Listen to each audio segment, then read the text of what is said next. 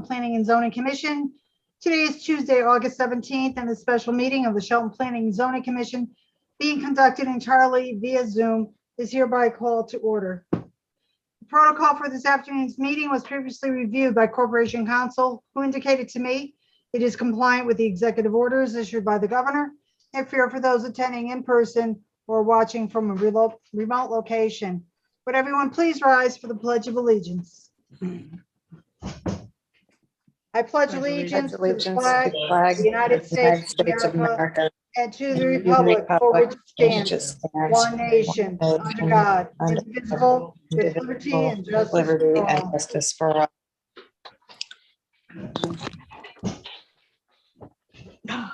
Thank you, everyone. Starting off with the roll call, please verbally indicate you are present when your name is called. Commissioner Kelly? Present. Commissioner Parkins? Present. Commissioner Motto? Here. Alternate Commissioner Laskos? He should be coming in. Mr. Rossetti, our administrator. Present. Mr. O'Neill, our assistant administrator and CEO. Here. Mr. Nappy, our downtown projects coordinator. Here. Mr. Panico, our consultant. Here. Mrs. Vernassos, our recording secretary. Present. And Ms. Charbonneau, our stenographer. Present. Myself, Commissioner Harger, and has alternate Commissioner Laskos joined in yet? I do not see him. Okay, he's aware of the meeting because I have been texting him. Let me just see, make sure I didn't get any message. Okay.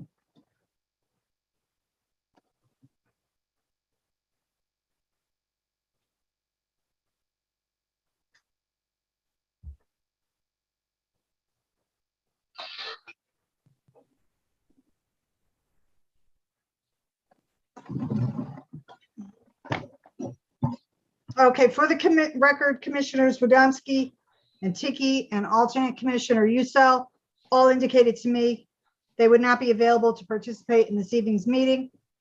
And when alternate Commissioner Laskos joins the meeting, I will seat him in place of Commissioner Wodomski. Couple points before continuing with this evening's agenda. This is the Commission's 43rd meeting being done by, via a live streaming process. Mr. Rossetti will act as the Zoom meeting host. Commissioners will be able to make comments throughout the meeting. Please wait until the chair recognizes you to speak to make sure we're not all speaking over each other and to make sure our recording secretary and stenographer are clear as to who is speaking. I see alternate Commissioner Laskos, you've joined us. Could you verify that you're present? He's on mute. Yeah, Hello, there you are. Thank you so much. And present. alternate Commissioner Laskos, you're going to be seated in place of Commissioner Wodomski. Okay. Thank you. All right, continuing on, members of the public will be recognized during the public portion of each public hearing, and those who do need to be mindful of the following. After you are identified by Mr. Rossetti, please state and spell your name and state your address to assist the recording secretary and stenographer when doing the minutes and transcript of the public hearing. All comments or questions are to be directed to the chair and to the chair only, not to the applicant and or his associates. No dialogues permitted between the public and the applicant or any of the applicant's associates. All comments from the public should address specific criteria of the zoning regs and the merits of the application. All comments from the public should be new information and not a repeat of comments previously presented. Unless a member of the public has new comments to or questions of the chair, members of the public who wish to address the commission are asked to briefly indicate whether or not they're in agreement with the previous speaker and not repeat the same testimony. Members of the public are expected to practice appropriate etiquette by being quiet, observant, and respectful. Disruptive attendees may be removed from verbally participating. After all members of the public who participate today finish addressing the commission, the applicant will be given the opportunity to respond to public comments or questions. After the applicant and or associates have concluded the presentation, have answered all questions, they've addressed all concerns from the commission and or public, and if no further information is needed by the commission, the chair will ask for a motion to close the public hearing. If the commission feels further information is needed, the chair will ask for a motion to keep the public hearing open. If the public hearing does close, the chair will poll the commission for consensus on whether or not there's any reason not to vote on the application. And a reminder to the commission that once a public hearing has opened and until it's closed, commissioners are not permitted to make any public comment, discuss any part of the applicant's presentation, or receive additional information from anyone. So we'll begin with the continuation of the public hearing for application 21-10, Riverside Commercial, Riverside Retail Center LLC at 131 Canal Street, Assessors Map 130, Lot 2, petition for modification of special exception application number 15-17 in the Riverfront District RFD zone. This proposed modification intends to convert second floor office space in an existing two-story retail commercial building into 8 apartments with on-site parking. The plans are titled Riverside Commercial Center and were prepared by Getz Associates, Inc. and Primrose Companies. Chair would like to know for the record that this application was accepted for review on May 21st, 2021, and a public hearing opened on July 21st. At the public hearing, the commission heard the applicant's proposal to modify approved special exception application 15-17 and to convert office space in the second floor to 8 residential units with on-site parking. Questions were presented by the commission to the applicant about the adequacy of parking, handicap accessibility to the second floor, whether or not any units were going to be set aside as affordable units. Only one member of the public spoke, expressing traffic concerns. The chair requested a site plan showing the parking designated for Riverside Commercial and for the lofts from the applicant, the hours of operation for the restaurant, documentation where adaptive reuse does not require handicap access to the second floor, and comments from the traffic authority. At the end of the applicant's presentation and comments from the commission voted to continue the public hearing. The chair would like to note for the record that since the opening of the public hearing, 2 additional documents were posted to the city's website last Friday, August 13th, namely a site plan indicating parking and an additional floor plan of the second floor. These are in addition to the documents for this application previously posted to the city's website. Mr. Rossetti, were any additional comments received from the public after the continuation of the public hearing for this application? There were none from the public. As for other staff, the city engineer obviously has no comments because this site is not altering any of the landscaping or site topography or anything related to that matter. And then the fire marshal's office, they do not have any concerns as this is not adjusting the layout of the site or the traffic or the layout of parking or hydrants or anything in that matter. So both of those departments are all set. Obviously, this does not impact wetlands because this is an interior renovation. So that's all.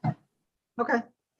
Mr. Rossetti, was a report from the city's traffic authority requested and received? I will let Mr. Nappy speak to that. Okay, and let me just ask you further.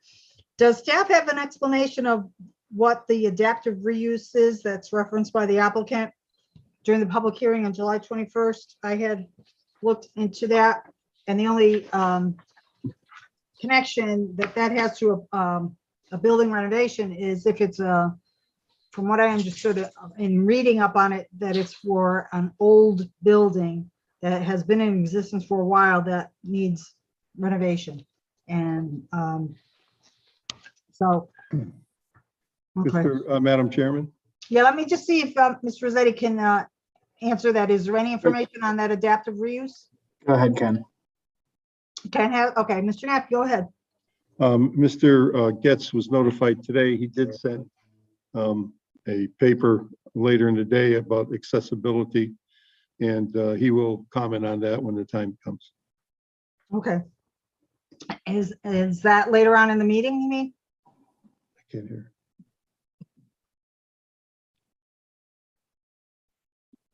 Yes. Okay. The traffic authority, I did contact them. We went over the site. He said that there's no problem presently. Of course, you can't figure how many people are going to come to the restaurant at what time. He saw no problem with the apartments as compared to the parking that was allowed before doing to the read cal. But he will keep us appraised if he sees any problems. Just wanted to remind everybody that they are one-way streets, which should aid in some of the traffic flow. Yeah, that's on that particular plot of land. There are one-way streets. But Canal Street That's is, a city Right. street, Madam Chairman. yes, I understand that, but the Canal Street is two-way. It's just that Riverside Drive that hooks up to the bridge. That's one way. Right. Anyone exiting that parking lot has to go towards the Derby Shelton Bridge. The only thing we did consider is that when they were remodeling the bridge, there may be some problems with traffic, but DOT is taking that under consideration. Okay. All right, so is the applicant present to review the two new items that were posted to the city's website? Madam Chairman, yes, John Getz for the record. Good evening, Mr. Getz. How's everybody? I hope everybody's well. Yes. At the last meeting, there were two items of concern, and I did submit paperwork to the zoning office in regards to both. The first had to do with the parking, and I believe that either Alex Rossetti or Ken Nappy can address those. I did submit a parking plan, so that was submitted. Earlier today, I had received a call from Mr. Nappy indicating that for the hearing, that documentation was requested regarding accessibility.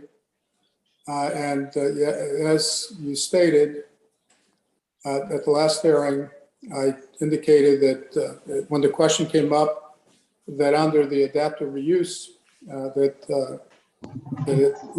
the accessibility was not required. I did send a copy or a copy of the regulation from the International Code. And basically what the code stipulates is that it's not necessarily adaptive reuse, as you indicated, it's more of change of use. And when you have change of use in existing building, that you're required to comply as much as you can governing, or at least concerning the existing conditions. So in this case, there is requirements. Those requirements fall under the building code, which has to do more with the apartments themselves, and those will be addressed during the permit process. But as far as accessibility, if a elevator doesn't exist, you can't comply with the accessibility to a second floor. In this particular case, the building was constructed without an elevator, and therefore, as far as we can, as far as the code requirements are, we are able to do what we're doing without having handicap accessibility to the second floor. Okay. But again, for the record, I did submit a copy. I sent it to Alex and copied Ken Appy. I did send a section of the code relating to that. Okay, all right. I'll staff will be sharing that with the rest of the commission. Mr. Getz, do you have any further information about the intended hours of operation for the restaurant? Yes, the indication was that basically it was from 4 till 9 or 10 o'clock at night. That was what I was informed. Again, I'm assuming that if the need is there, that there would be lunch, but right now what I was told is that the intention is that it will be from 4 in the afternoon till 10 o'clock at night. Okay, just to remind me, is this a regular sit-down type of restaurant? Yeah, this is, it's not meant to be a takeout, but it's Right. basically, it's outdoor dining. That was real, as you recall from the original program, the intent was always to have a sit-down restaurant with outdoor dining facing the river. Okay. All right. Any further information for us, Mr. Getz? No, other than that, obviously, my goal is to, continue the progress. Mhm. We still have 1.5 spaces left, but I'm hopeful that, we do have some prospects. So I'm hopeful that this will, finish off and we'll go move forward to the next project. Okay. Any commissioners have any questions for the applicant? Chairwoman, I do. Commissioner Parkins. Go ahead, Commissioner Perkins. Mr. Getz, at the last meeting, you indicated that the reason you built the commercial building was at the request of the commission. You know that it's been a long time plan to have mixed use down there. And many of the apartment buildings that are being built do not have mixed use. So it was kind of the commission's way to kind of balance the need for making this an area where people don't have to get into their cars to leave, to dine, or to go to the doctor's office or whatever.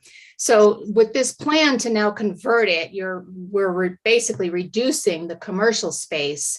And I understand with no elevator, you can put apartments, from what your explanation is, I understand with the reuse, you can put apartments up there without an elevator. Are you also able to put, although it's not reuse, it would be the original intent, medical office buildings, whether it be a dentist or whatnot, without having an elevator? Is that a requirement for a second floor for medical office space? Not necessarily. The original program complied with the regulations, because originally it was 2 offices, one on each end of the building, with each with its own, set of stairs. Look, there are 2 parts that we have to consider. One is what is required by regulation, meaning the building code, and then what is appropriate based on business. And obviously, the medical, certain uses, regardless of whether or not it's required by code, are not business friendly without an elevator. I mean, there is no doctor or, a lot of the, we have a situation where we built a building up on Route 111 in Trumbull, where, we complied with the code requirements by having, first floor from one end of, or the Main Street side, or 111 side, and back of the building also had access to the second floor, but we didn't have access to the attic, and the attic was allowed per code without, accessibility. But yet, a woman that runs a beauty parlor that caters to elderly women, she felt that she needed access for those elderly women without having them going up a set of stairs. And we wound up, after the fact, introducing a people's lift to accommodate her requirements. So, there's modifications that are made to comply with some of these, situations. Obviously, and I don't think I said that what I meant was that at the last airing, that it's very difficult to rent office space at this time. The demand is not there. It's not just in Shelton, in the downtown area. It's just basically throughout, because of the pandemic and the life changes that it created. Office, most people, most businesses that require offices, they're operating, from home. So the need for offices has been diminished tremendously, and this is throughout the country, and especially in the tri-state area.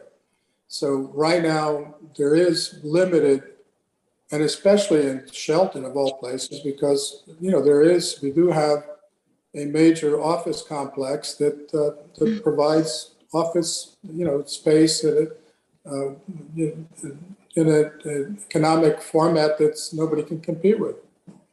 So it's not my idea of and continue to believe that that as downtown grows, it's always been my belief, as the catalyst for what's taking place, that yes, that it, sooner or later, there will be a demand for certain office use. Forget, the restaurants and the retails, they're now common because, the apartments just keep on growing and people keep on, moving into the downtown area.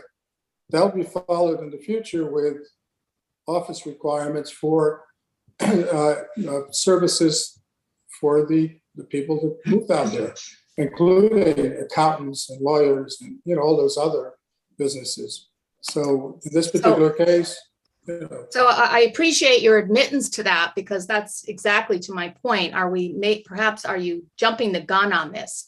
Because again, the whole purpose is for a downtown community is to keep people there, to have them be able to walk from place to place.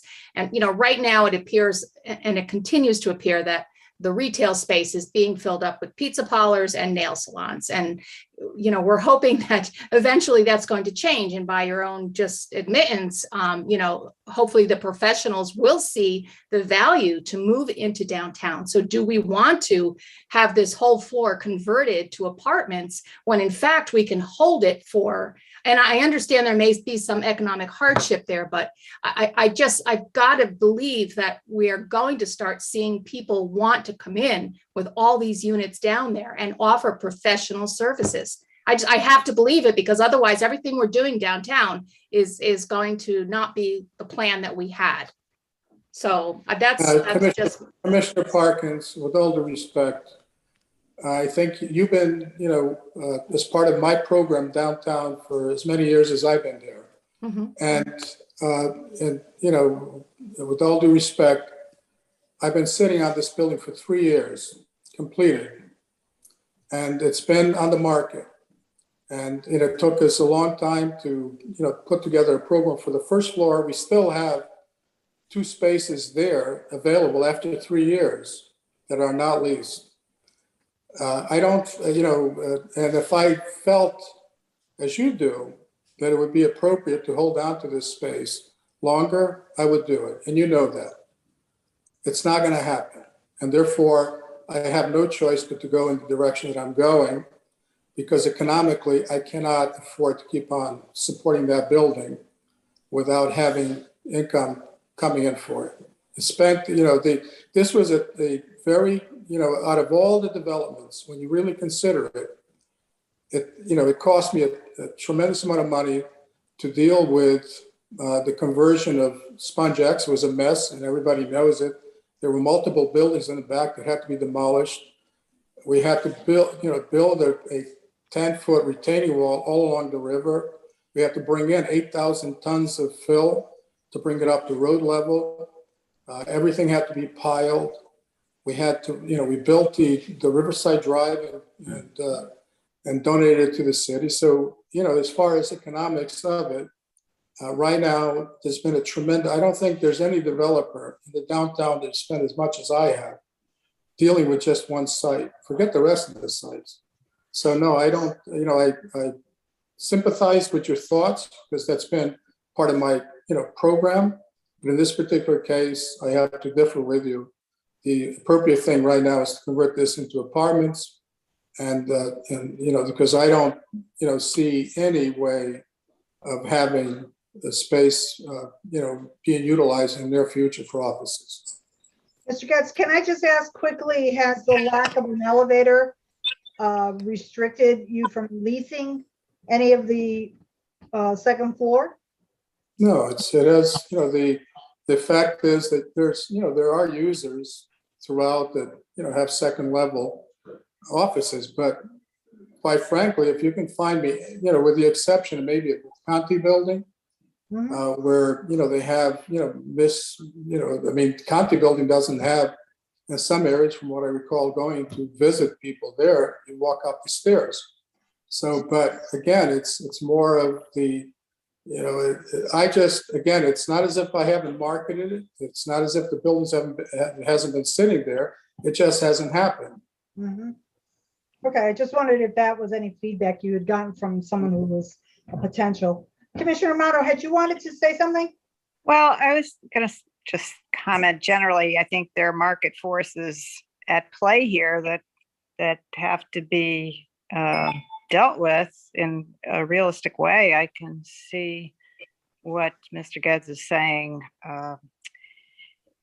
And development is pretty speculative, I think, by nature, and pretty much is dependent on what the market demands over time, and developers make their best guess, and all their financiers as well want to see what's feasible, and that's what's going to happen.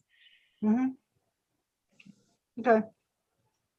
Any other commissioners have any comments, questions, or concerns for the applicant?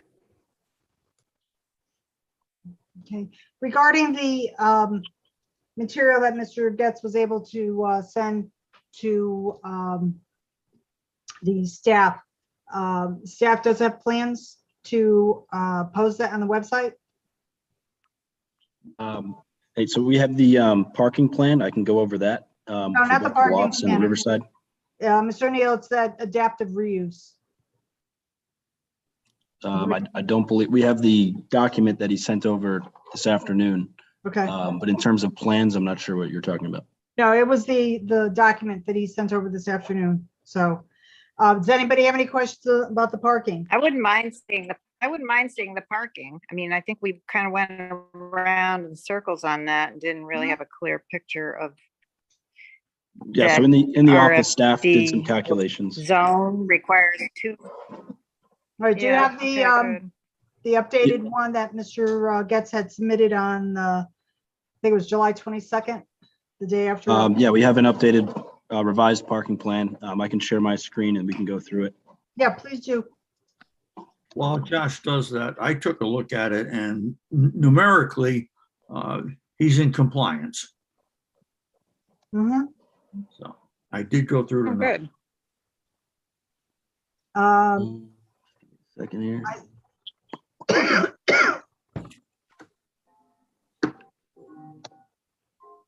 Okay, so if we're taking, I think it's best to talk about this first in the different parts. You have the lofts here. You guys can see my screen, right? Yes. So you have the lofts here, and then, the existing parking lot, on both sides of Riverside Drive, and then the commercial space with the proposed 8 apartments above, down on the bottom here.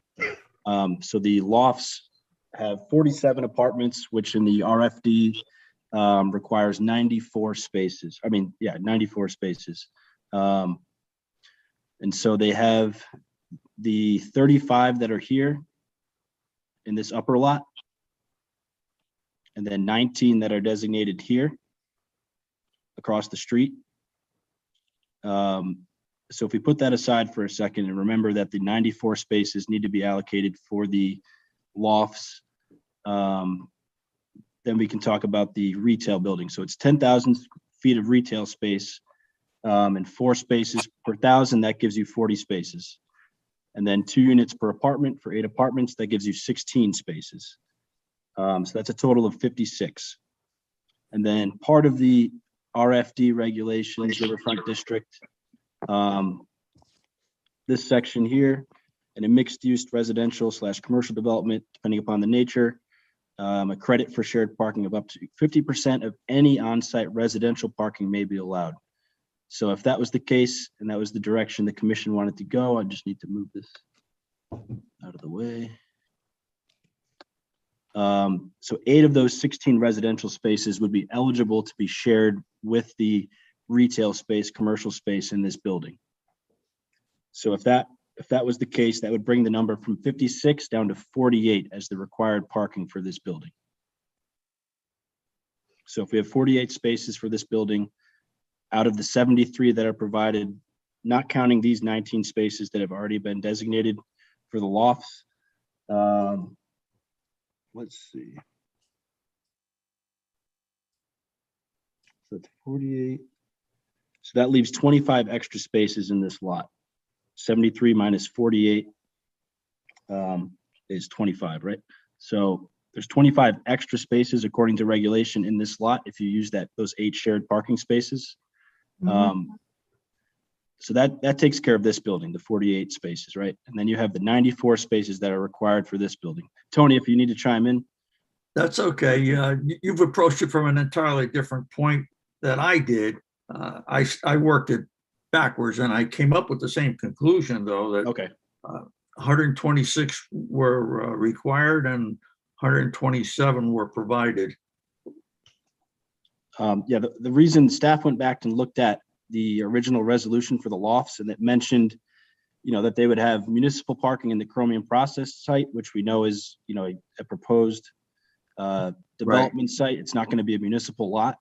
So we were trying to make sure that these apartments had the required spaces somewhere. So our thought was to have these 35 spaces plus these 19 here that are already been designated, plus an additional 25 spaces in this out of these 73 that can be designated for the lofts.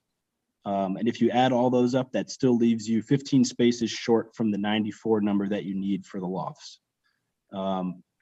So I guess the only other approach to cover those 15 spaces would be to have an agreement with the city to get those 15 spaces in some municipal lot. We probably should have talked about this ahead of time because I'm lost. Yeah. I think, speaking for myself, and maybe not necessarily for the rest of the commission, but I just want to make sure we're not double counting a space. No, so we went through it in the office, over, a couple times over. We worked out all the numbers. So it turns out, at the end of the day, if you want to make sure you have all the parking provided for the lofts that are existing, there's 15 spaces left over that need to be accounted for in a municipal lot. And that's accounting for, all the 48 spaces that are required for this building will be in this parking lot, plus the extra 25 that could be designated for the lofts. But that, again, that still leaves you with 15 spaces that are unaccounted for, unless they have an agreement with the city for the municipal lot, which I'm hearing that they do. Did you come up with a total demand of about 146 spaces the way the original resolution showed? Yeah, so the original resolution, I think, said 146, but we came up with the 94 for the lofts plus the 48 for the commercial building here with the 8 apartments. We and that gives originally you had 142. Yeah, we've had 52 originally for the commercial. So, but that's all right. That's close enough. Okay, so if you have a total requirement of 142. 142, and you allow a shared parking arrangement, which we already have allowed in the original approval, Right. that brings it down into compliance. But the 142 is already taking into account the 8 shared parking spaces out of the 16 required residential spaces for the 8 converted apartments. Well, I guess we ought to put our heads together and just be sure about it. All right, can I just, The bottom line is all that would be required is, as Josh, I think, was alluding to when he first started his explanation, a slightly higher percentage of shared parking than what we originally visualized at 24 spaces. We're still within the availability. If we had needed a few extra spaces, we would have simply made that number a higher number and still been consistent with the regulations. Right. how many spaces are needed for just the commercial building, upstairs and down? So if you wanted to go from two spaces per apartment plus 40 spaces for the commercial aspect, that would give you 56. But the way staff interpreted the regulations is that half of those 16 required residential spaces could be shared with the commercial. So that takes 8 parking spaces away from that total of 56, and that's how we came up with 48 spaces that are required for just this commercial building, apartments and commercial included. Can I just ask, how do you share spaces with a restaurant and apartments? Wouldn't they be using the same spaces at the same time? Right, so we interpreted this section here, if in a mixed use building, which this will be, depending upon the nature of the non-residential uses proposed, which again is a restaurant, I believe an optometrist and whatever other commercial retail uses. They have credit for up to 50% of any on-site residential parking, 50% being half of 16, which is 8, may be allowed. That's actually a judgment call that the commission can exercise. Right. And does That's anyone just the way have a staff had concern that laid it there's out not originally. enough parking? So yeah, if you count the 48 spaces, which again includes those 8 shared spaces that the commission can allow, you still end up 15 spaces short because of the 94 required spaces for the lofts. Mhm. All right, take it from, you have 35 spaces right in underneath the L shape, okay? Correct. Then it continues down and the numbering continues right below 36 to 55. Right, they Right. missed a number here, so I think it's really 50. There's one number off there, yeah. Oh, yeah, all right, so there's 54, okay? So right below it, you have 10 spaces, right? Right. Over to the right, you have a 14, an 11, and a 3, okay? You've got 73 plus, No, wait a minute, Plus Tony. the So that's 19. 25 and 3 is 28. Okay, just in that area, you have 12, 6, 7.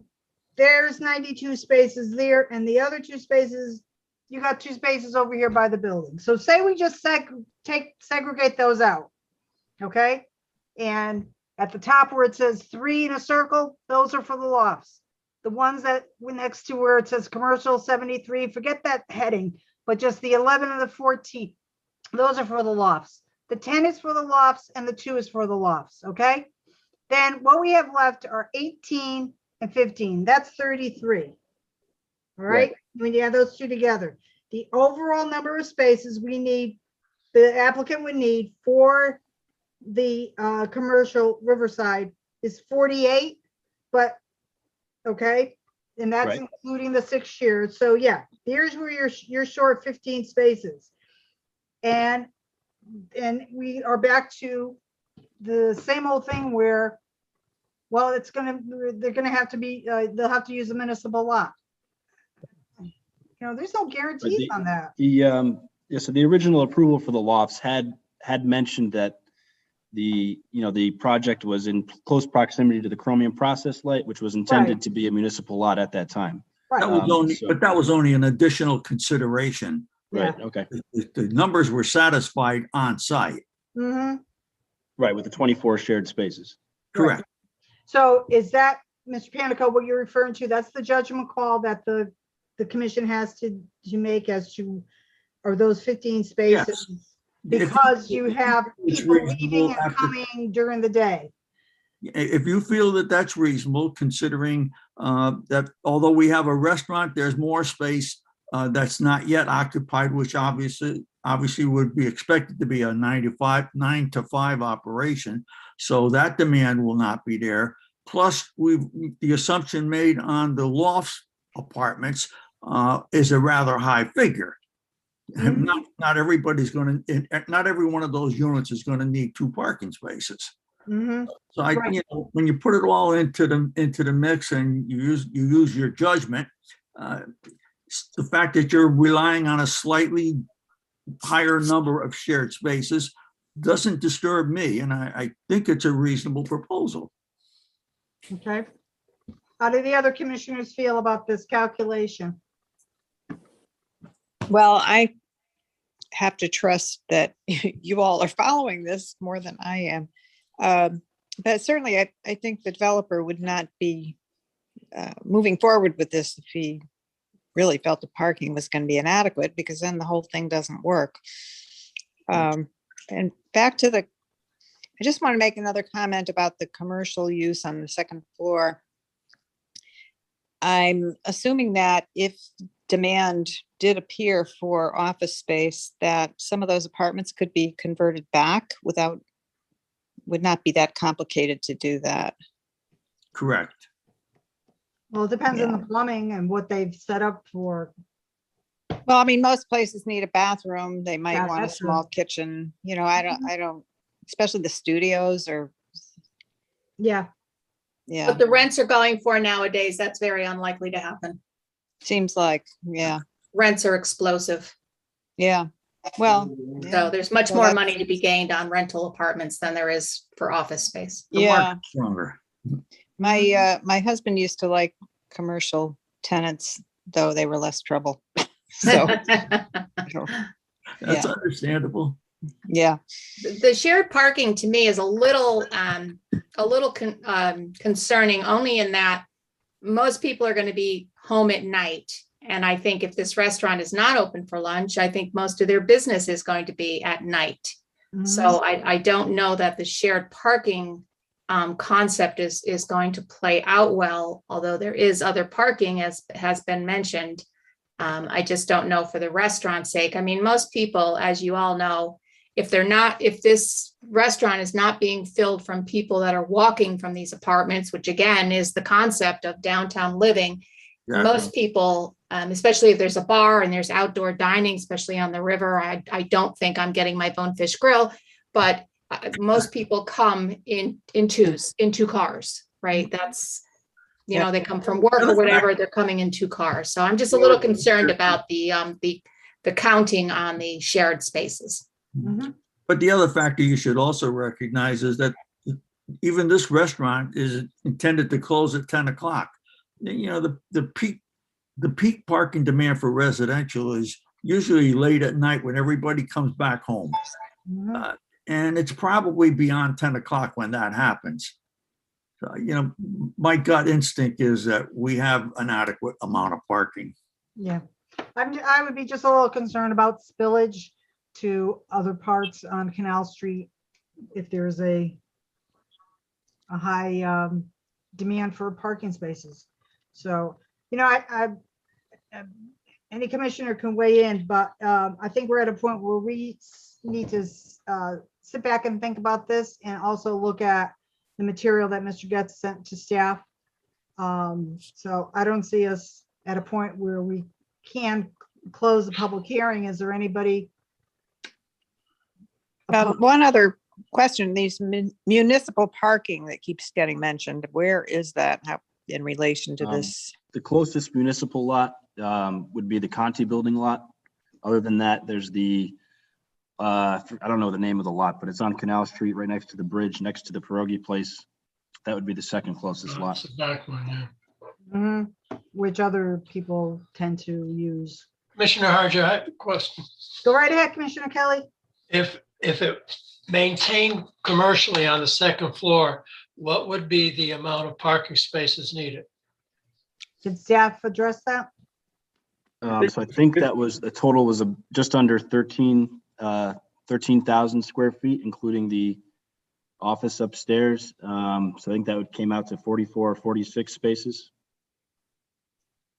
That's of the whole building? No, it was like 50, it was originally 52 was the calculation. Yeah. When it was all commercial. And now I believe that 52 has crept up by 4 more spaces. So it's about 56 spaces for satisfying code on the new building, the commercial space.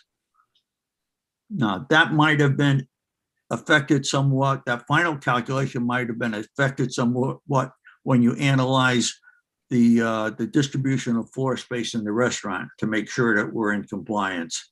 All right, so it was 56 for the first floor only? And the second floor. It was 52 for the first floor. I'm sorry, it was 52 for the first floor commercial plus offices on the second floor. And what was that? That was part of the 52. But now going from offices to the apartments, Right. 4 spaces on the second floor grows to 12 or 14 spaces. So All right, just one other question. On the central downtown district for parking, it was 1-for-1 ratio, am I correct? Correct. So why is this two? wait a minute, that's an accommodation, recognizing that the rest of that parking ratio would be borne by municipal spaces. This is Yeah, that's true, but and you have the ability to satisfy it in full. okay.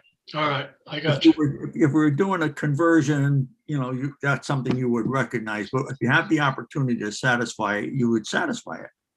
Mhm. But Okay. I think, again, looking at it from all angles in terms of the new space, it's in proximity to municipal spaces if you need to. There's a shared parking component that comes into play. And that's where the commission finally needs to just exercise its judgment. Mhm. But I don't, No, I understand that. I'm just a little leery on municipal parking spaces because every time there's a project downtown, we hear that, and then all of a sudden, we're not going to have any parking spaces available one way or the other, unless we start making them. that's true. And that's one of the things in the future we really have to look out for. All right, is there any other commissioner that has any comments, questions, or concerns? Chair Harger, Go right ahead, Commissioner Laskos. Josh, can you put the print back up on the screen? Sure. In the calculation under Riverside Retail Center, that should be 10K square feet, 10,000 Correct. square feet, correct? Yep. Okay. And by that calculation, there'd be 56 required, 73 offered, so 17 extra. No, so the just the commercial aspect of it requires 40 spaces for 10,000 square feet of commercial. And then And 16. plus the 16, right? But Right. the commission So has the option to share half of that 16 with the commercial, which gives, takes 8 away from that 56, which is why we came up with the 48. Mhm. Okay. Okay, any other discussion? Commissioner Archer, I'm just curious why you're going to keep the hearing open. Of that material that Mr. Getz provided to staff. And just a chance for everybody to sit and look at this updated parking allotment that's been shared with us. Okay. Well, I have one other quick question. Was there shared parking considered when it was just all commercial? Yes, Okay. bottom line. I believe it was, at that time, with the original approval, we gave a credit for 24 spaces of shared parking. Okay, Would there have been more spaces required though, compared to apartments for commercial, for that same amount of commercial space? No, on the second floor? Yeah, No, the commercial space, being second floor space, it has a lower parking ratio than what is generated by the apartments. but you'd think if the apartment requires 2 spaces, wouldn't any commercial space need at least that much? Well, all we do is use a square Use- basis. You square foot, Yeah, somebody, and it came out to less.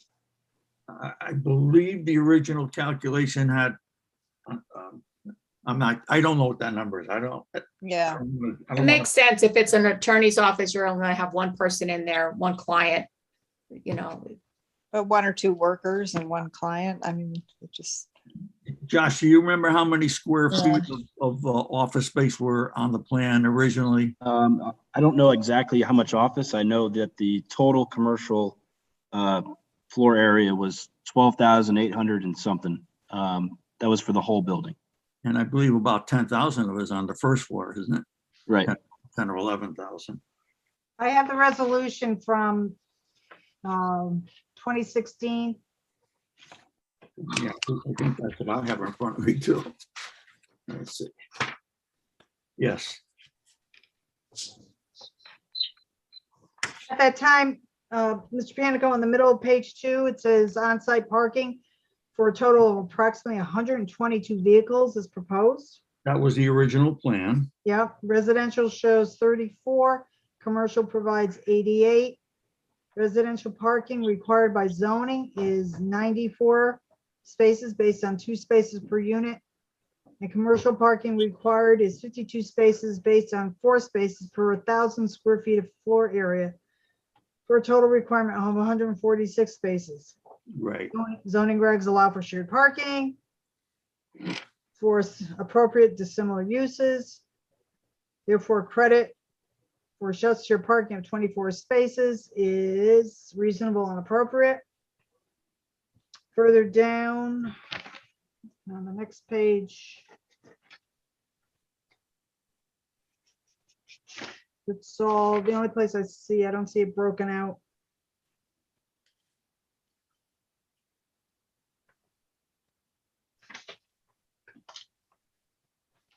Okay, well, I'll have to ask. I can sit down with Josh and maybe we can compile a sheet with the numbers that explains it in a more understandable fashion. Okay, And then the commission can make its final decision. okay. That would be great. All right, so is there anyone that can offer a motion to continue the public hearing? Is there a need for it? Yes, because otherwise we can't, we have questions for the applicant. We have to go through staff rather than ask directly. Is there, okay. I mean, I don't visualize what kind of questions would arise simply from resolving parking numbers. Well, once we see that chart, it may be all cut and dry and not, if somebody wants to make a motion. You will not have made a decision. No, but it's just that, let's not get caught in that we can't confer with the applicant at another future meeting. Correct. All right, well, if it's more comfortable to the commission to keep it open, that's fine. Yeah. It's more comfortable for me. If others disagree, that's fine. I just need a motion to move along in the meeting because I think we've discussed what we needed to discuss. So is there a commissioner that would like to put forward a motion in one manner, shape, or form? I'll make a motion to keep it open so we can have the information. Okay, there's a motion from Commissioner Kelly to continue the public hearing. Is there a second? I'll second. A second for Commissioner Motto. So on the motion to continue the public hearing, made by Commissioner Kelly, seconded by Commissioner Motto. Do roll call. Commissioner Kelly, Aye. Commissioner Motto, Aye. Commissioner Laskos, Aye. Commissioner Parkins, Aye. and chair votes aye. Motion is passed 5-0. So staff will schedule the continuation public hearing for this application upcoming meeting, and we'll expect some information, chart, something from the from staff having to do with the parking. And that adaptive reuse information that Mr. Getz kindly provided staff this afternoon. All right, moving on. Next item is the continuation of the public hearing for application 20-22. And what happened to my agenda? Oh, things can disappear off my desk. Oh, here it is. Okay. And the continuation of application 20-22 is Riverview Park Royal, Dominic Thomas for Canal Properties LLC at 113 to 123 Canal Street, Assessors Map 130, lots 3, 4, 5, 6, and 7. Petition for a special exception on 2.57 acres in the Riverfront District RFD zone. This proposal is for a 5-story mixed-use building with 11,000 square feet of retail commercial space on the first floor and 92 studio, 1, 2, and 3-bedroom apartments with on-site parking. Plans are titled Park Royal, and they were prepared by J. Edwards and Associates Engineers and Getz Associates Inc. Architects. Chair would like to know for the record that a number of documents were posted to the city's website for this application. The most recent being 3 revised sheets, A4, A5, and A6, and they were posted last Friday, August 13th. This application was accepted for review on June 8th 2021. A public hearing opened on July 21st. At that public hearing, the commission heard an explanation of the project from attorney Dominic Thomas, the applicant's attorney, Larry Edwards, the project engineer, and Mr. Getz, the applicant. Attorney Thomas commented that the applicant was waiting for comments from the Inland Wetlands Commission. Mr. Edwards commented the applicant was waiting for permits from DEEP. Mr. Getz was asked by the chair if any of the units were going to be designated as affordable housing. And while the applicant indicated at the July 21st public hearing there were no plans to do so, the applicant indicated it was willing to discuss with staff. The chair requested comments from the city engineer and fire marshal. Mr. Pianico requested an elevation of the rear of the building.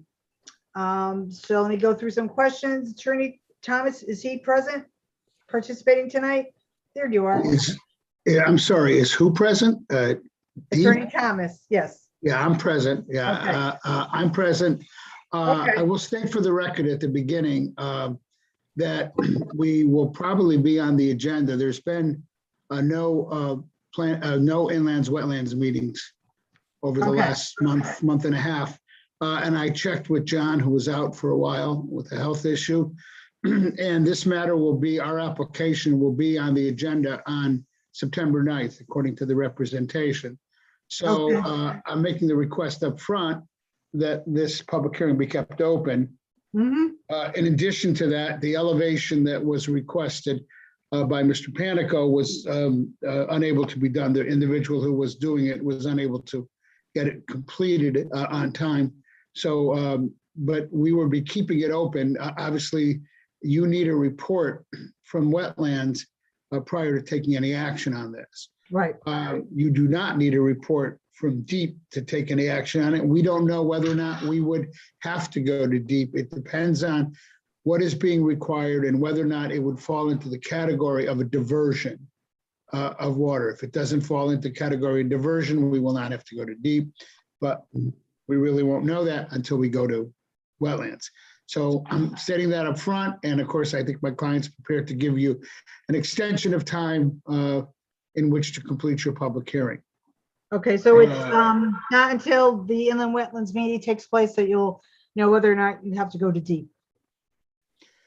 And that's what I believe. As I often say, it says JD after my name, not PE, so I'm not privy to that specific issue. And usually you're relying on the engineers in that situation. We're still looking at it and hoping to avoid in that situation going to DEEP and just being able to handle it at the wetlands level. Okay. Even if we do have to go to DEEP, the requirement in 8-3G1, I think it is, in the statute is that you get a report from wetlands, not that you get an approval from wetlands, simply a report. So in fact, this commission could take action while making any DEEP action a condition of the approval going forward. So Can there I was just, the, go ahead, Okay. Mr. Attorney Thomas. yes, I'm sorry, you were Did gonna you ask a have question? some other comments? Yeah, I just wanted, I did point out that we don't have the elevation. There was a set of revised plans submitted, which I will turn over to Mr. Geddes to explain. He has in those revised plans, I think, addressed some of the concerns with respect to affordable units and addressed the parking. And I'll let him explain those revised plans, and then we can address parking issues as you just had a long discussion on parking issues on another thing. But at this point, I'll turn it over to Mr. Geddes to Well, before you address do, the revised plan. Yes. I'm out. Let me have I have a couple questions for staff. Mr. Rossetti, any comments received from the city engineer and fire marshal as yet? There have been no official reports issued by either. I talked with the city engineer today. He's just been busy and he's still reviewing the plans. He doesn't see anything too outlandish, but he just wants to go through it thoroughly. Okay, so he does, the city engineer plans to put something in writing as he normally does. How about the fire marshal? Same. Okay, and then it occurred to me, the applicant didn't supply a traffic report. Was that something that the applicant had decided not to do, or just was waiting for us to ask? Again, it's a situation, given your zoning along the riverfront district, the normal position is that once you zone something, you're assuming that the infrastructure can handle it, including traffic in this situation. It's not a zone change. It's a special Okay. exception. So there was no feeling that there was a need to produce a traffic report. Your zoning regulations encourage this type of development. But if I don't think one would be needed in the circumstances, but obviously the commission could ask for whatever it wishes. But basically, this isn't a zone change. If it were a planned development district and we were asking for a zone change, certainly we would be producing a traffic report to address those issues. But once a commission takes this type of a step, as it zoned with the riverfront district, we didn't think there was any issues, because in all of the pre-application meetings and early applications, there was really never any issue raised about traffic in this circumstance. Yeah, it wasn't until we heard the application and everything that maybe it didn't hit other people, but it's certainly after things, we finished the meeting and a couple of days had passed, that it was the kind of thing that did sort of strike me as, wow, this is a considerable building. We have 92 apartments proposed. So there is going to be some traffic down there. It is something that is going to be totally different than the industrial buildings that had been on the site. So I don't think it's without exception that we would not perhaps consider asking the applicant for it, but I'll discuss that with the commission later on in the meeting. But I do understand your point that, definitely this isn't a PDD, but it is something that it's an extensive project that's been proposed for that particular site. And I think just to have it on the record that for people that may not understand, the zoning for this is RFD, the Riverfront District. This is not a PDD. So. Yeah, I would point out, basically, and certainly my client can comment further on this, but if traffic was a concern, and then the amount of density, which has been allowed, put forth by the commission, if to develop a site of this nature with a tremendous amount of site work that's involved and the requirement to extend the Riverwalk, if traffic served that as a limiting factor on the ability to develop it, it would become economically unfeasible to be able to do that. So, you've heard my point, and I know nobody likes to agree with me, which is all downtown should have a traffic problem, because if you have a traffic problem, then you have a lot of people downtown. Right. But anyway, Can I just ask one more question of staff? Okay. And then I'll turn it over to Mr. Getz. Mr. Rossetti, any further discussion between staff and the applicant about the affordable housing units?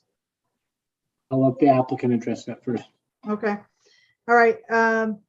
So, Mr. Getz and Attorney Thomas, what further information do you want to present at this part of the meeting for the? I think that hopefully you can screen share the revised set of plans. There was actually, if I'm correct, I think there were actually like 5 sheets or 5 or 6 sheets submitted. I think 5 sheets submitted in total with the revised, addressing the size of the units, addressing the parking. And I'll turn it over to John to review them. Alex or Josh, can you screen share them? Yeah, those sheets A2 through A6. I believe they are, yes. Yeah. Yeah, I don't have it up right now. You don't have it up, Dominic? I can. Panelists can screen Hold a share, but I second. can- Hold a second. If I'm allowed to screen share, I think I can get them. You should be able to. I think Alex No. has it. Okay.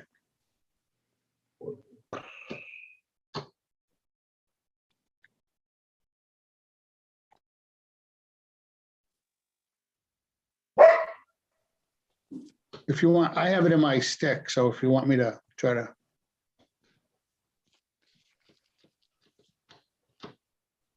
Give me one moment. Sorry, Okay. the wrong one pulled up.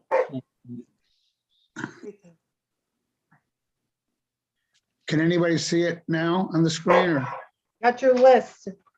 huh? You got my list, but not my, okay, hold on. All right.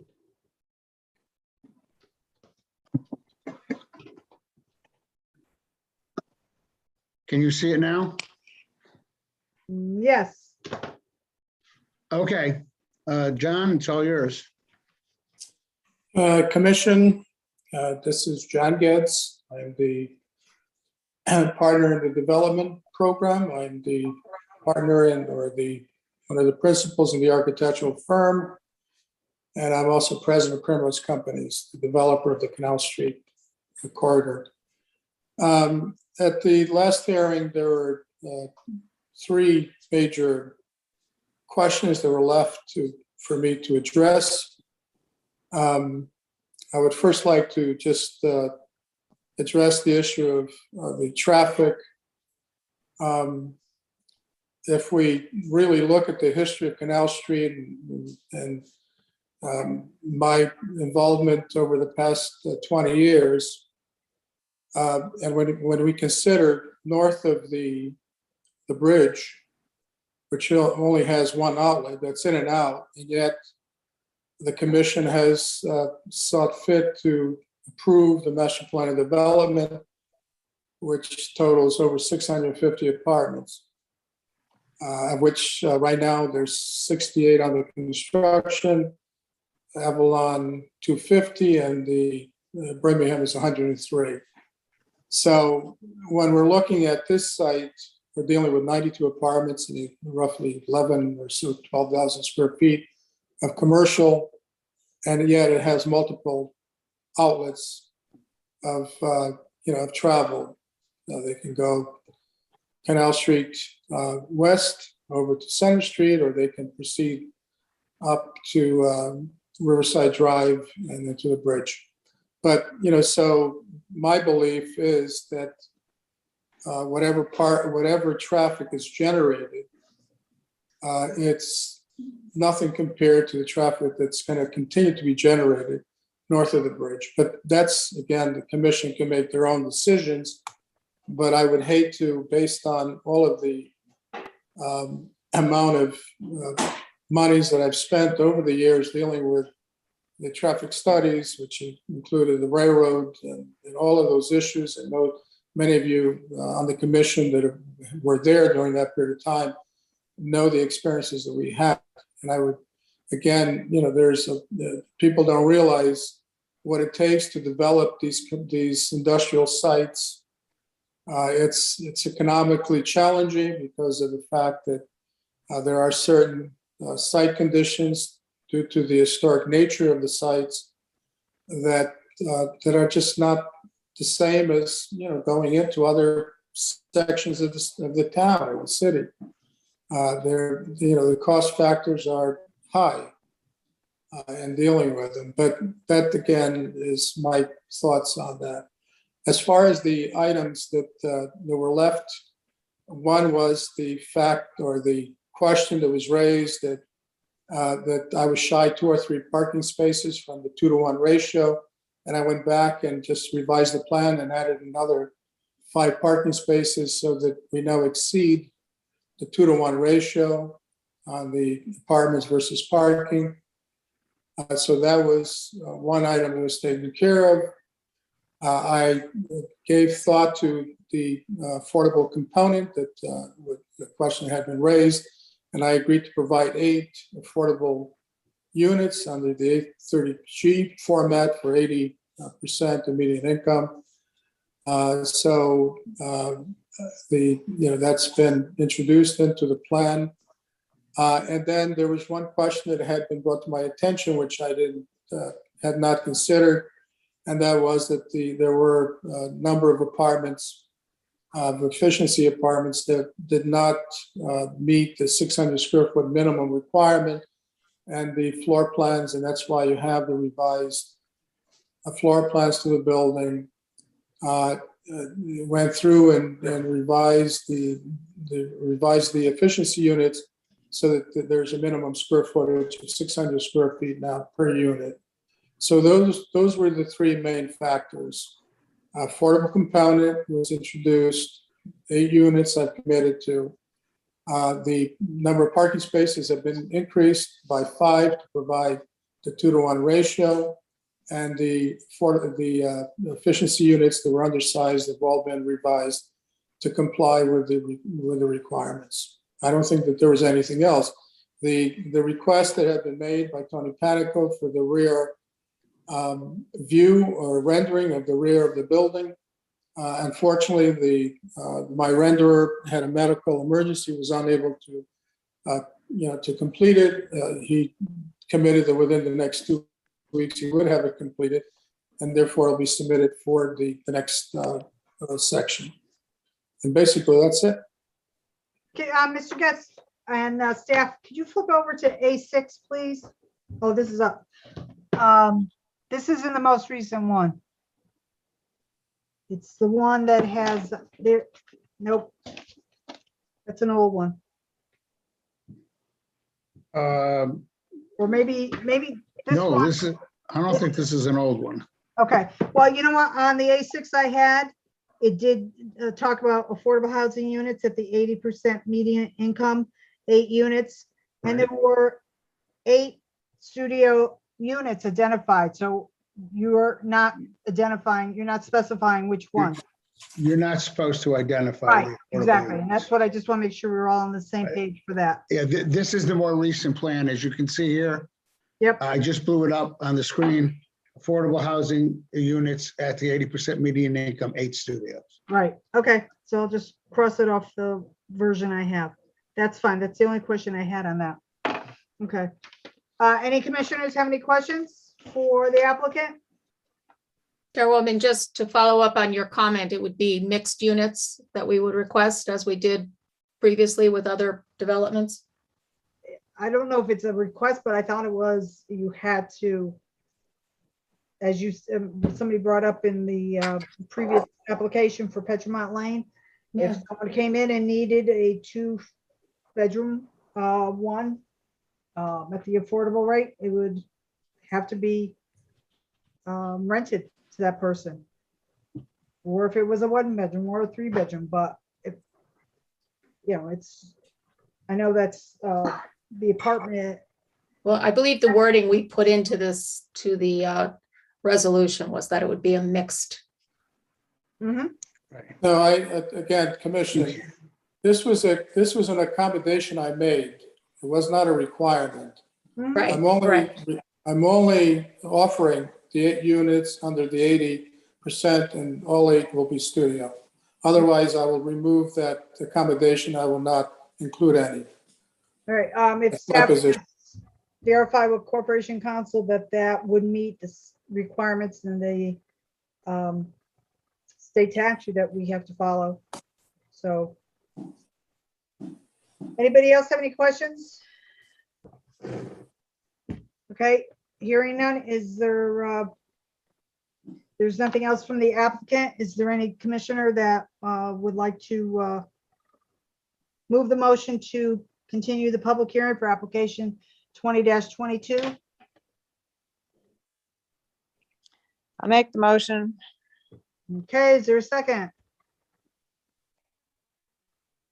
Commissioner Parkins will second. Thank you. On the motion made by Commissioner Motto, seconded by Commissioner Parkins to continue the public hearing for application 20-22. Do a roll call. Commissioner Kelly, Aye.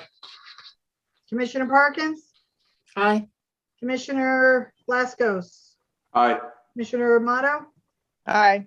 and the chair votes aye. Motion has passed 5-0. Okay, so the continuation of the public hearing for this application will be scheduled by staff at some time in the future. All right, and then next agenda item is the continuation of the public hearing for application 2117 Daybreak Ridge LLC, care of Dominic Thomas, 85 River Road, petition for modification of approved special exception application number 1906 for 34 townhouse units in an R3 zone for an additional 2 units in Building D, for a total of 36 units. This modification recognizes the existing residential zoning and approved special exception application, Shelton zoning regs, section 33.6.2, and the bulk standards in Schedule B for an R3 zone would permit 36 units on the property. Let me just summarize where we're at. This application was accepted for review on July 13th, 2021. A public hearing was scheduled for and opened on July 28th. At the public hearing, the commission heard from Attorney Thomas and Manny Silva, the project engineer. Major discussion on July 28th centered on the proposed adjustment to the angle of the slope behind Building B. Commissioner Kelly questioned whether or not the applicant qualified under the standards of our zoning regs for 36 residential units, or if the applicant was limited to the 34 units approved in December 2019 by the commission. Chair requested a letter from the fire marshal with any concerns he had about the layout of the various buildings, layout of the driveways, and whether or not all units were accessible in case of an emergency. Plans with revised sections were posted to the city's website on August 13th, 2021. Mr. Rossetti, has Corporation Counsel submitted any comments on the question as to the whether or not the applicant qualifies under our zoning regs for 36 residential units? The position of Corporation Counsel was that if the applicant can demonstrate to the commission that all of the standards have been met, and that there are no major public safety or other concerns from the commission that they need to justify, the applicant by right is given the number of units in this case that that is applicable to the land. Okay. All right, so does everybody understand that particular statement by Mr. Rossetti? Any questions for Mr. Rossetti about that? No, I appreciate that clarification, and just want to be sure that that 36 units, that was based on a calculation before all of the site work was done. Is that correct? Is that how it's done? That's It's correct. buildable land as Mhm. is, as Correct. was. Yeah. And if the commission, says, oh, that calculation is wrong, or if there's some other issue that arises that they say this does not meet our standards, or it does not meet the, some other criteria that we've overlooked, then that's a position that the commission can take. But as far as saying just solely, I like the number 33 over the number 34, 34 over 36, that's not Valid. permitted. Not gonna cut it. Okay. Commissioner Harger, Go right ahead, Commissioner Kelly. I understood that. That the land and the calculations are for 36 units. Mm-hmm. But at the time that we were looking at it, there was a kind of a row house kind of a deal. Right. And Commissioner, I think Panico or Pagoda Commissioner asked Pagoda. if 2 could be eliminated. And the applicant was agreeable at that. Now, the regulations say that it can be less than what it is calculated for. That's what I was getting at. Mm-hmm. Okay. Mr. Panico, Yes. you have any comments about the discussion about 34 versus? Let me say that special exceptions are really limited to what's set forth in the regulations. The standards are satisfied, then the applicant is entitled to the amount that's allowed. in this particular case, the 36 units, Mhm. irrespective of the fact that initially he reduced it by 2 units to overcome some resistance. But now he sees with changing the grades and more information, he can get his full 36. Mhm. All right, so this is predicated on this, what has been happening with the site being cleared and just the terrain maybe Yes, changing a bit, which was not something that at the time, way back in 2019, when this was first approved, that we could have guaranteed. yes, and the applicant is attempting to demonstrate that, in fact, the proposal is more that the existing conditions can be accommodated better without having the very steep rock face in the back of the buildings. Right.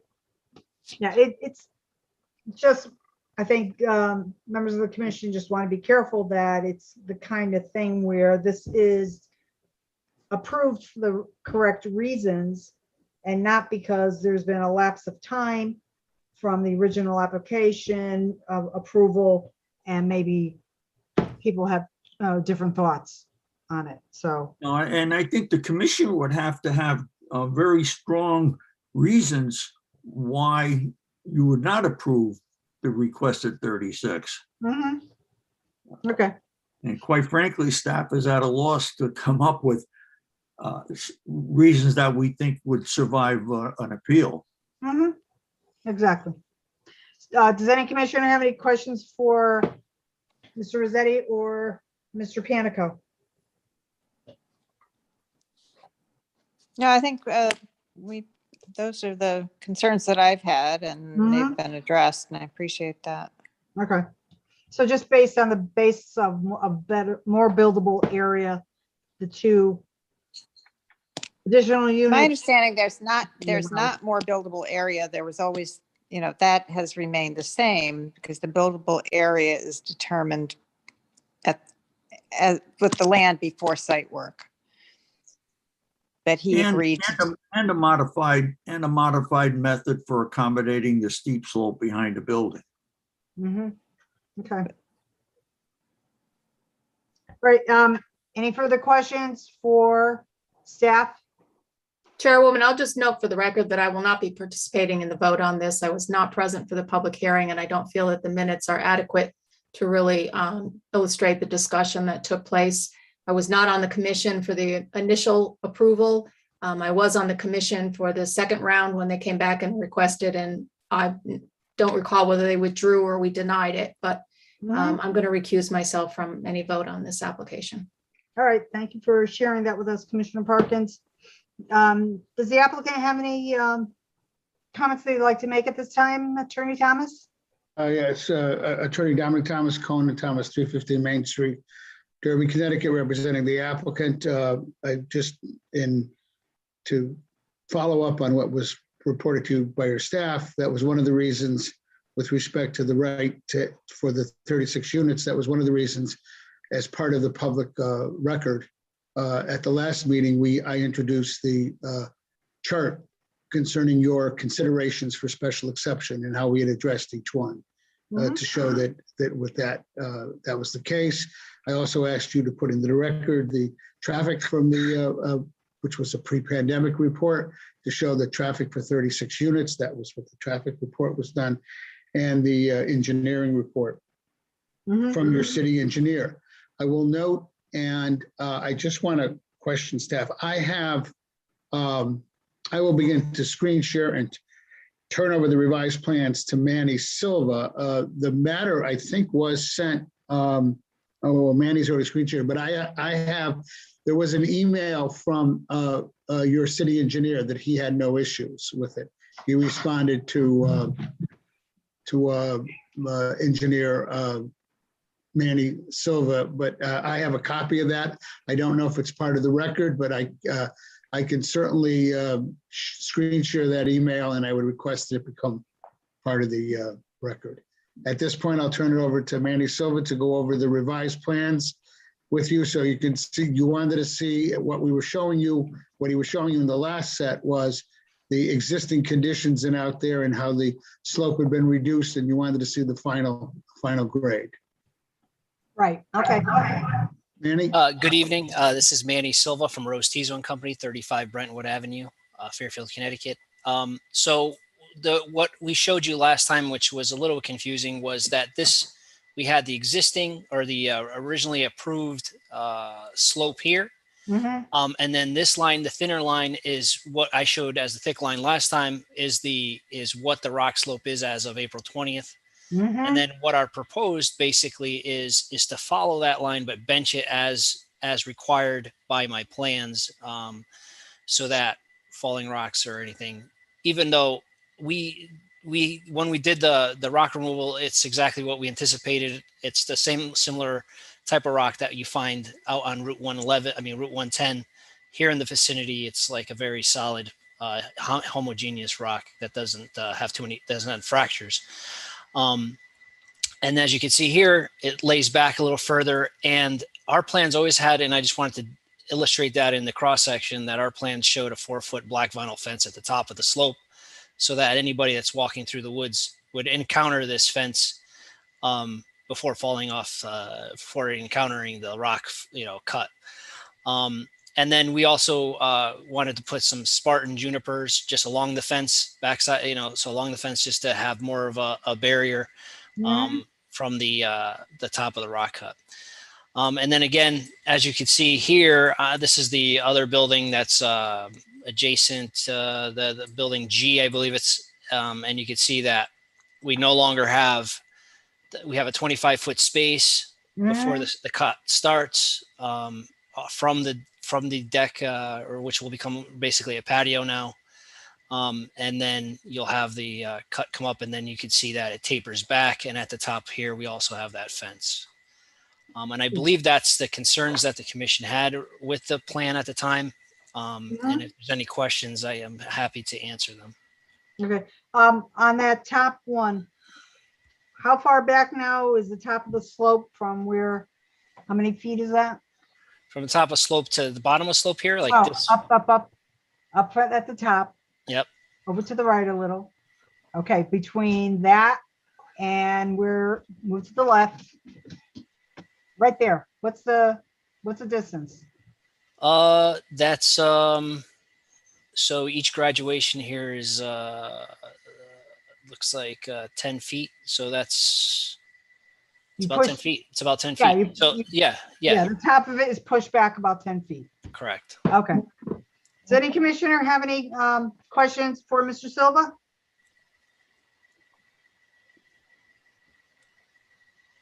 Okay. Staff, do you have any comments, questions, or concerns yourself? Mr. I do Panico? not. Okay, Mr. Rossetti said no. Mr. Panico, are you good? No, I'm fine. Okay. All right, if there is no other questions for Attorney Thomas or Mr. Silva, is there any commissioner who'd like to make a motion? I just, Madam Chairman, Yes. I just want to make sure that that email from the engineer is part of the record. Yeah, can somebody bring that up on the screen? I can if I can screen Yeah, share. I'll stop screen sharing. And just so, just a correction, Madam Chair, that is 20 feet. I'm sorry, that I read the thing wrong. It's 20 Yeah. feet of Okay. offset. So, Very good. all Thank right. you. Yep. Go ahead, Dominic. You can screen share now, I believe. Okay, let me just. Dominic, are you talking about the letter from Rimis dated August 5th? I just have an email. Is there a letter? I have something August 4th, but if you have a letter, I haven't seen the letter. You can bring up the letter just for your records. I do not foresee any issues. I don't know if you, let me just, I would prefer that a letter be in the record. All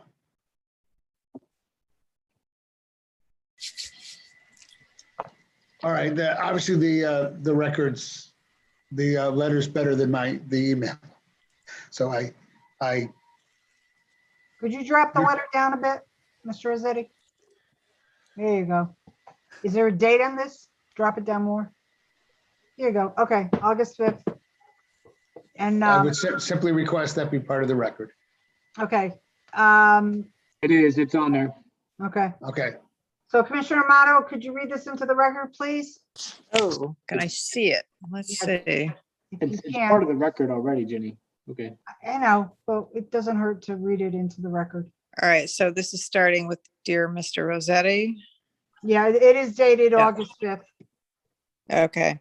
The addition of 2 housing units to Building D raises no immediate concerns with this department. The additional hard surface area for these units had been included in the original stormwater calculations during initial project review.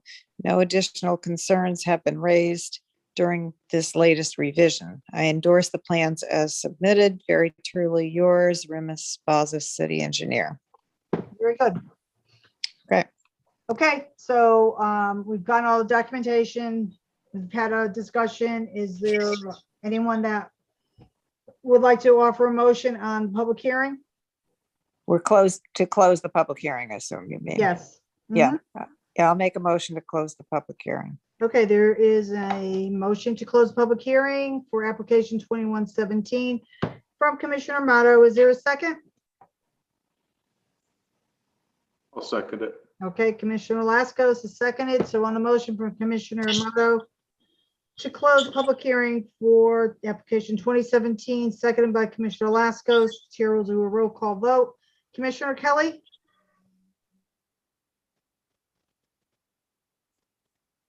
Took a break. Aye. Oh, Aye. there he is. Yep. Commissioner Amato? Aye.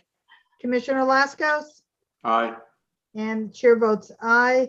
And Commissioner Parkins has indicated she, do you want to record your abstention?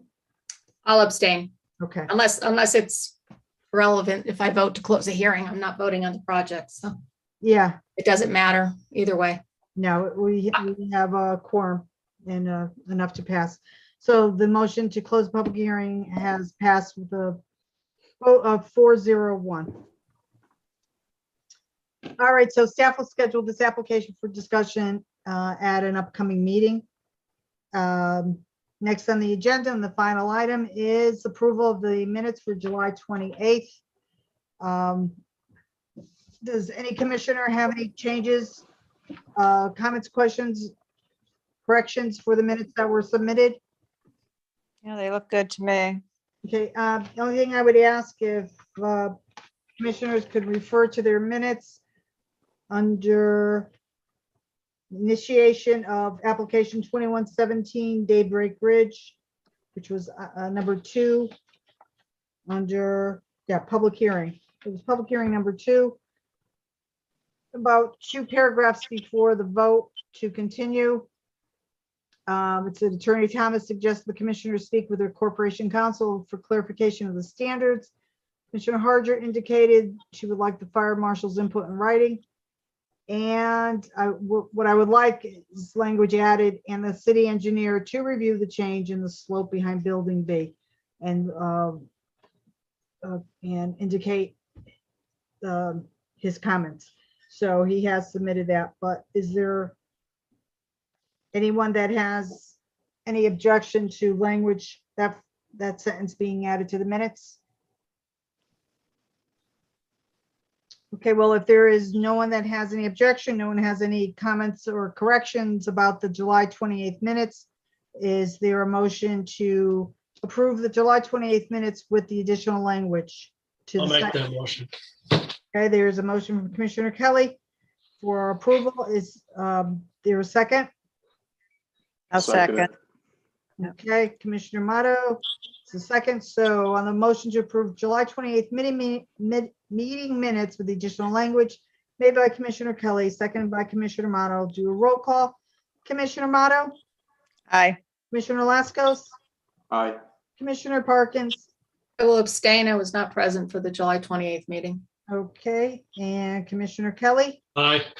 And the chair votes aye. So the motion to approve the minutes for July 28th has passed with a vote of 401.